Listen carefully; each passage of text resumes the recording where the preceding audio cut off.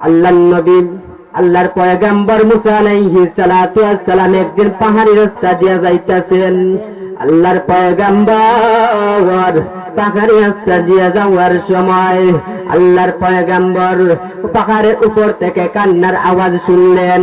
আল্লাহর পয়গম্বর মুসা আলাইহিস সালাতু ওয়াস সালাম পাহাড়ের উপর থেকে এই আওয়াজ শুনিয়া, কান্নার আওয়াজ শুনিয়া আল্লাহর পয়গম্বর দাঁড়াইয়া গেলেন। দাঁড়াইয়া চতুর্দিকে তাকাইলেন। চতুর্দিকে তাকাইয়া আল্লাহর পয়গম্বর মুসা আলাইহিস সালাতু ওয়াস সালাম দেখলেন কোন দিক থেকে এই কান্নার আওয়াজ আসে, কোন দিক থেকে কান্নার আওয়াজ আসতেছে।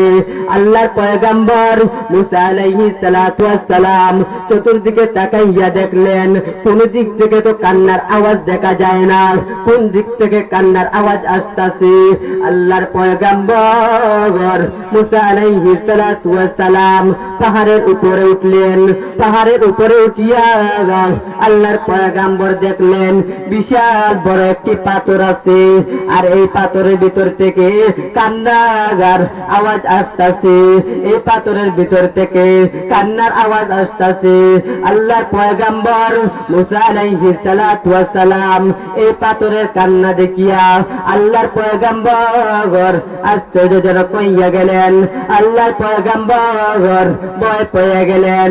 আল্লাহর পয়গম্বর জিজ্ঞাসা করলেন পাথরকে, এরে পাথর তুই কিসের জন্য কান্না করতাছস? তুই কোন কারণে কান্না করতাছস? তুই কান্না করতে করতে তোর তো সারা শরীর ভিজিয়ে দিছস, তুই এমন কোন কারণে কান্না করতাছস? পাথর জিজ্ঞাসা করেন, ওগো আল্লাহর পয়গম্বর আমি কিসের জন্য কান্না করতাছি? আমি কোন কারণে কান্না করতাছি? বহুদিন আগে শুনেছিলাম আল্লাহ তাআলা মহান আল্লাহ রাব্বুল আলামিন ঘোষণা করিয়া দিছেন, আল্লাহ তাআলা ঘোষণা করিয়া দিছেন কিয়ামতের দিন এমন ভয়ানক আগুন হবে, এমন ভয়ানক আগুন হবে, এই আগুন বুঝেন মানুষ সহ্য করতে পারবে না। এই আগুন এমন আশ্চর্যজনক আগুন, এই আগুন এমন ভয়ানক আগুন। আল্লাহ তাআলা বলেছেন কিয়ামতের দিন বুঝিল মানুষ দিয়া আর পাথর দিয়া জাহান্নামের আগুন জ্বালাবেন।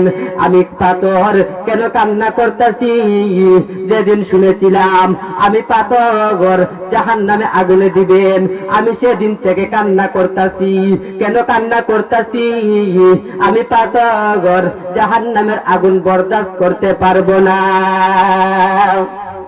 সুবহানাল্লাহ। পাথর জাহান্নামের আগুন সহ্য করতে পারবে না।